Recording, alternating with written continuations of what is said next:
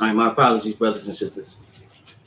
But he's the reason, this man of sin, this son of perdition, the things that he's going to be doing at the time. This is the reason why you need to be in the place of safety in the first place. All right. And he calls it all, both small and great, rich and poor, free and bond, to receive a mark in their right hand on their foreheads. And then no man might buy or sell, save he that had the mark or the name of the beast or the number of his name. Here's wisdom. Let him that hath understanding count the number of the beast, for it is the number of a man, and his number is 603 score and 666. That's vicarious Philadelphia. Again, this is the Pope. I'm here to tell you.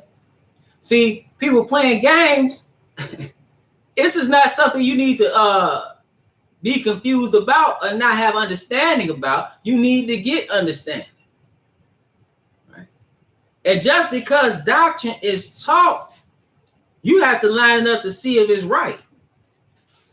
Because if you at this time, see, you got a whole bunch of people thinking it's going to be a rapture. But what's going to happen when there's no rapture? That's just, see, it's only a place of safety that you can be saved from during the time of great tribulation. There's no, you're not going to be raptured. You can't read that in the Bible. That is falsehood, but many people believe it. But what's going to happen when they're confronted with bowing down to this image and taking a mark or being martyred? They over there, they see heads on the floor. People being beheaded. They're not going to have the faith. Many of them, they're going to crumble. And then what's going to happen when you take the mark?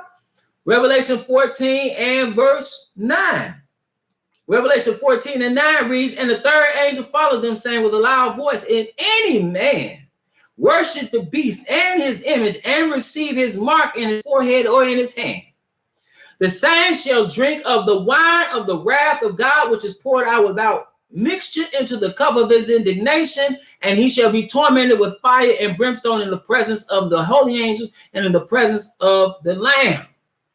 And the smoke of their torment is sent up forever and ever, and they have no rest day nor night who worship the beast and his image, and whosoever receiveth the mark of his name. Hell, brothers and sisters, will be your portion if you take the mark of the beast. See, this is not something that you can play with. And people talking about, they ain't gonna build, like the individual was saying, they're gonna build a temple. That's talking about the past. But what's going on right now in the land? They're trying to build that temple. Have been trying to build that temple.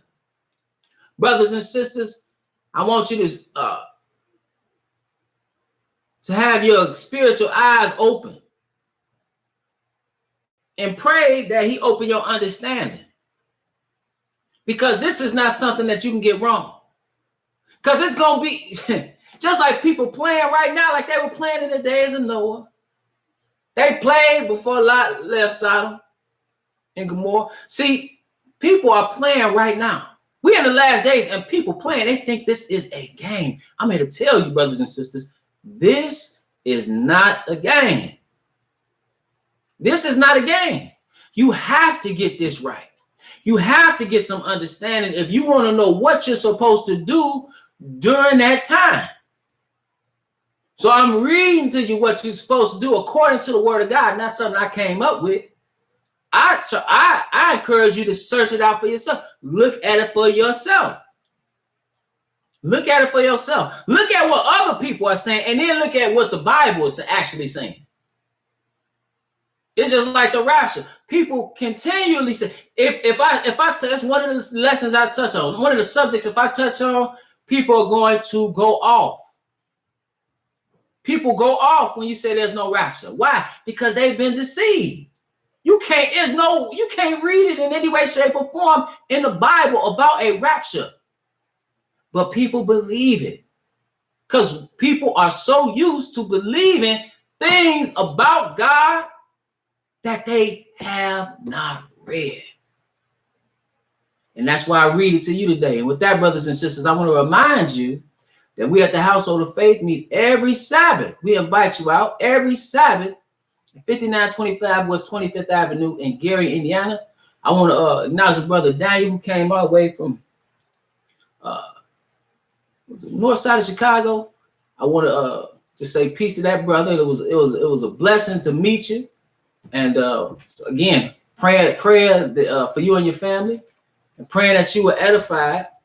I want to thank those who have been donating to the ministry.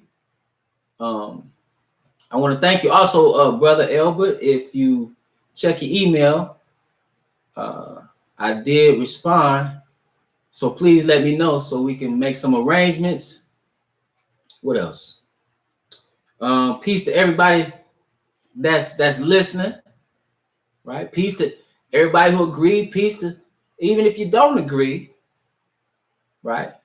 I can't have you teaching on the side. People get distracted. So if you disagree, with all due respect, you can do that on your own page. Cause I can't have it here because I'm dealing out the word. I'm dealing out the word. And the word got to go forth. And I want people to hear it and understand and not be distracted. And with that, brothers and sisters, also, what else? There's books, Into Egypt Again with Ships available, The Pagan Origins of Christian Holidays, Killing Black Innocents, Hell Like Wood, Feel Like Burn Brass. Those are all available. They'll soon be available on the website, but they're all available on Amazon.com. There's another book coming out shortly. For There Shall Be Great Tribulation. That'll be coming out this month. And with that, brothers and sisters, it's always my prayer that you were edified.